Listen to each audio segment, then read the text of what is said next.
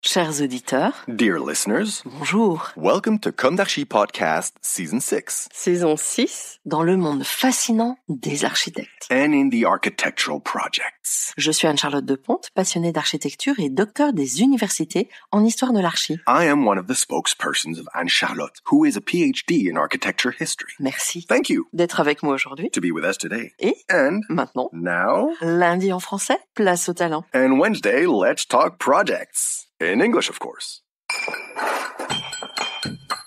Bienvenue dans Comme d'Archi. Chers auditeurs, ravis de vous retrouver aujourd'hui en compagnie de Rémi Le Druyennec. Bonjour Rémi. Bonjour. Bienvenue dans Comme d'Archi. Vous êtes architecte et à la tête de l'agence Héroïne, basée à Paris, 18e. Vous cofondez Héroïne en 2020, je crois. Tout à fait. C'est très récent. Extrêmement récent et surtout juste avant le Covid. Ouais, c'est ça. C'est une agence qui repense l'expérience retail de marque pour des maisons comme Chanel, Amouage et Cartier. Son approche unique mêle architecture, design, storytelling pour transformer les espaces en véritables expériences immersives. Ici, la créativité et l'imaginaire sont convoqués de manière intense. Héroïne, d'où vient cette appellation ? Alors l'idée était de pouvoir exprimer à travers le nom de l'agence ce qu'on avait envie de faire ressentir et vivre aux clients auxquels on s'adresse. Donc non seulement nos marques, enfin les marques qui sont nos clients directs, mais surtout les clients de ces marques-là. Et donc avec cette idée de avoir une empreinte mémorielle forte et puis surtout de vivre des émotions qui ne sont pas celles du quotidien. Alors, on va y revenir, bien entendu, mais en hors d'œuvre, une interrogation insolite sur le goût de l'architecte. Aimez-vous les plaisirs de la table ? Quels sont vos mets préférés ?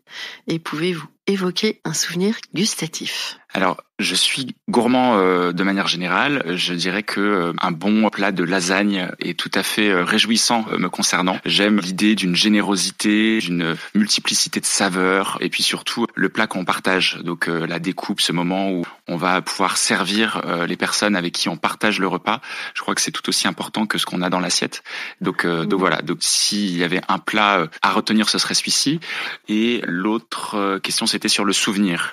Je pense que c'est plutôt lié à un endroit de consommation. Donc là, je me transporterai plutôt pendant les vacances et ce souvenir depuis tout petit d'avoir une glace en me promenant le long du port ou sur la plage, petit avec mes parents et maintenant aujourd'hui avec ma propre famille. Je trouve que c'est toujours des moments où il y a une forme d'émerveillement, bien que on reproduit cette expérience année après année, et j'aime ces moments-là. Au même endroit ou dans un... Pas forcément. L'idée de pouvoir dupliquer cette expérience, quel que soit l'endroit, puisque la glace est assez universelle. Il y a aussi une forme d'instantanéité parce qu'elle va fondre relativement rapidement en été. Donc il y a aussi cette course contre la montre et en même temps on a envie de savourer chaque morceau de glace.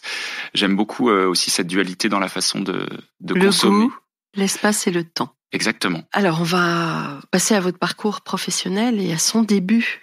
Ce qui m'intéresse, c'est le désir d'architecture. Donc, quel est ce parcours au début ? Quelle a été votre jeunesse ? Où s'est ancrée votre envie d'architecture ? Et quelles ont été vos études ? Alors, j'ai toujours été passionné par le bâti, les espaces et aussi le patrimoine. Très tôt, j'ai été initié par les voyages que mes parents m'ont permis de réaliser par de l'architecture classique ou moderne. Et donc, cette idée de pouvoir travailler l'espace m'a intrigué assez tôt. Donc, je me rappelle que déjà au collège, je voulais dessiner des maisons. C'était pas une culture familiale, en revanche. Pas particulièrement. Je le connecterais plutôt à une curiosité et une découverte de lieux, d'histoire, d'ancrage historique qui m'ont amené, chemin faisant, à cette envie de travailler cette matière qu'est l'espace. Et pareil, un souvenir peut-être d'un ou des lieux qui vous ont marqué. Je me rappelle l'émerveillement que j'ai eu, comme certainement beaucoup de jeunes enfants, la première fois où j'ai pu voir la Tour Eiffel, l'Arc de Triomphe, parce que j'ai grandi à Lyon. Donc pour moi, toutes ces images étaient de l'ordre de l'inatteignable.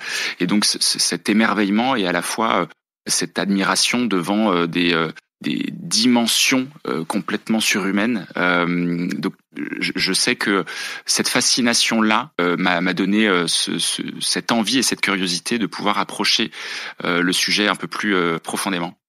Alors, j'aurais presque parié que vous étiez breton. Pas complètement, du coup.